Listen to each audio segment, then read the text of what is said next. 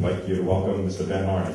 It's an exciting program this morning. In December 2007, the school news nationwide took a poll among many students where they showed images and quizzed them on their knowledge of the transatlantic African slavery trade and the Holocaust that occurred during World War II. Have you guys heard of the issue of slavery and the history of slavery here in America? Have you heard of that? Yes. Have you heard of the Holocaust? Yes. Good. And you are very bright children. The majority of the young people polled had little knowledge about the atrocities, the horrible things that were committed during those historic periods. Herein lies one of the preventable problems that face us in the future.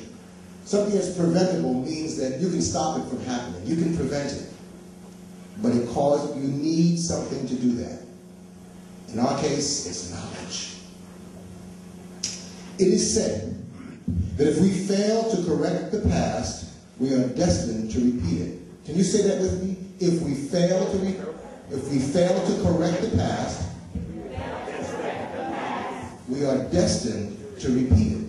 We are destined to repeat it. Remember that. Mr. William Tingling, founder of the Words of Bonds Project, believes that intolerance breeds intolerance.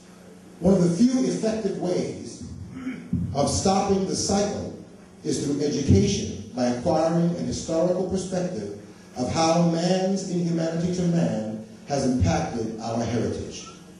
As part of this effort, to help today's youth learn new perspectives about the barbarity of the past, the Words of Bonds Project was born. With the students from PS 56 and many other students around New York City, the Words of Bonds Project is chronicling personal and individual stories from both the great-grandchildren of African Americans who were slaves, as well as those who survived the Holocaust of Nazi Germany. One of the objectives of this documentary, which will be produced by students from schools throughout the New York City area, is to examine the connections between these two incredibly destructive events and the importance of remembering these individual accounts forever.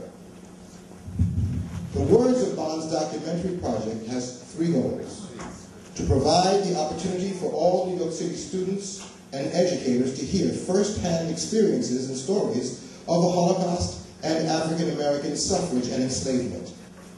Our projected plan is to distribute 2 million DVD copies of the proposed documentary to all New York City school students, teachers, and educational institutions.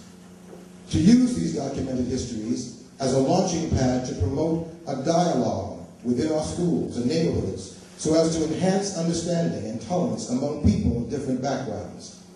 As part of this effort, the project will develop suggested teaching ideas to be incorporated into existing social studies curricula with grade-appropriate activities and study tools. In addition, students will be encouraged to attend Holocaust, slavery memorials, and anti-hate crime rallies to broaden their understanding of these issues.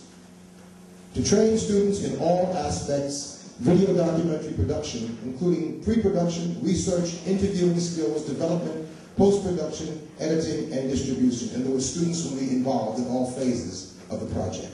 So, without further ado, I'd like to introduce to you the founder of the Words of Bonds Project, Mr. William Tingling.